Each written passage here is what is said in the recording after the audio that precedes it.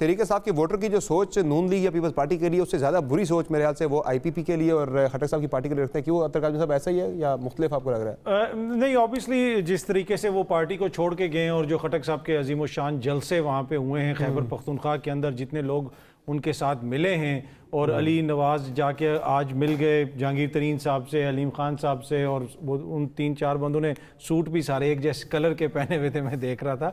तो वो खुशियां तो नज़र आ रही हैं, पर अब ये खुशियां क्या किसी इलेक्ट्रोल बहुत बड़ी कामयाबी में कन्वर्ट होंगी वो तो वक्त ही बताएगा।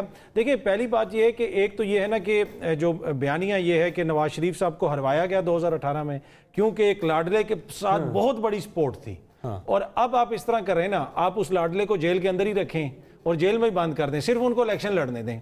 और फिर तो देखें ना, एक बंदा जो जाली मैंडेट से आया था वो तो किसी सूरत में भी अब इलेक्शन नहीं जीत सकता, तो वो तो पार्टी को थ्रेट होनी ही नहीं चाहिए।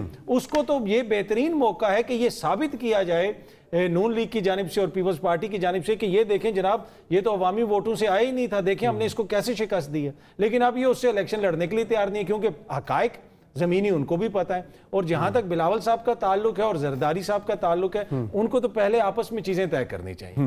बिलावल साहब एक तरफ जो है वो कहते हैं कि जनाब बुजुर्ग सियासतदान चले जाएं, पिछली सियासत चली जाए, अगले सांस में वो हमें बताते हैं कि मैं अपनी नाना की सियासत रिवाइव करूंगा, 77 का मिशन पूरा करूंगा। ये कौन सा मिशन इम्पॉसिबल है जो 60-70 की दिहाई से अभी तक पूरा? पीपल्स पार्टी में वो जज्बातियत वर्सेस हिकमत जो है वो फाइट चल रही है नहीं, ये गुड कॉप बैड कॉप है?